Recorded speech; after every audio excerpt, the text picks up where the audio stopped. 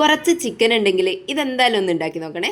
ആദ്യം ഒരു മിക്സിൻ്റെ ജാറിലേക്ക് ഒരു 10 അല്ലി വെളുത്തുള്ളിയും ഒരു കഷ്ണം ഇഞ്ചിയും ഒരു ചെറിയ സവാളയും കുറച്ച് മല്ലിയിലയും കുറച്ച് പുതിനയിലയും അതിൻ്റെ കൂടെ ഒരു 3 പച്ചമുളകും ഒരു 10 മിനിറ്റ് നേരം കുതിർത്ത് വെച്ചിട്ടുള്ള ഒരു 15 കാഷ്യൂ നട്ട്സും അതിൻ്റെ കൂടെ കുറച്ച് ജീരകം പൊടിച്ചതും കുരുമുളക് പൊടിയും മഞ്ഞൾപ്പൊടിയും ഗരം മസാലയും കൂടി ഇട്ട് കൊടുക്കുക.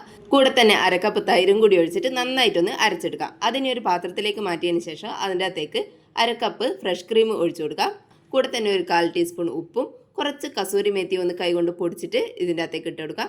എന്നിട്ട് നന്നായിട്ടൊന്ന് മിക്സ് ചെയ്തെടുക്കാം. ഇനി ഇതിൻ്റെ അകത്തേക്ക് കഴുകി വൃത്തിയാക്കി വെച്ചിട്ടുള്ള ചിക്കൻ ഇട്ട് കൊടുക്കാം. നന്നായിട്ട് മിക്സ് ചെയ്തതിന് ശേഷം കുറഞ്ഞത് 1 മണിക്കൂറെങ്കിലും ഒന്ന് ഫ്രിഡ്ജിൽ വെക്കുക. ഇനി ഒരു പാനിൽ കുറച്ച് ഓയിൽ ഒഴിച്ചു കൊടുക്കുക. അതിൻ്റെ കൂടെ തന്നെ ഒരു പീസ് ബട്ടറും കൂടി ഇട്ടിട്ട് നമ്മൾ 1 മണിക്കൂർ മാരിനേറ്റ് ചെയ്ത് വെച്ചിട്ടുള്ള ചിക്കൻ ഇതിൻ്റെ അകത്തേക്ക് ഇട്ട് കൊടുക്കുക. 2 ഭാഗവും നന്നായിട്ടൊന്ന് കളറെല്ലാം മാറി ഒരു ഗോൾഡൻ കളർ ആകുന്നവരെ ഒന്ന് വറുത്തെടുക്കാം. ഇനി അതേ പാത്രത്തിലേക്ക് തന്നെ 2 ബേ ലീഫ് ഇട്ട് കൊടുക്കുക, ഒരു 3 ഗ്രാമ്പു, 2 കഷ്ണം ഏലക്ക, ഒരു ചെറിയ പീസ് പട്ടയും കൂടി ഇട്ടതിന് ശേഷം ഒന്ന് മൂപ്പിച്ചെടുക്കുക. ഇനി ഇതിൻ്റെ അകത്തേക്ക് ചിക്കൻ മാരിനേറ്റ് ചെയ്തിട്ടുള്ള മിക്സ് ഉണ്ടല്ലോ അത് മുഴുവനായിട്ട് ഒഴിച്ചു കൊടുക്കുക.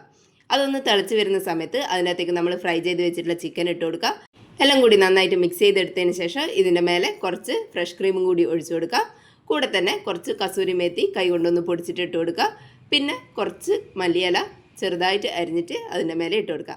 ഒരു രക്ഷയില്ലാത്ത ടേസ്റ്റാണ്. എല്ലാവരും ഒന്ന് ഉണ്ടാക്കി നോക്കണേ.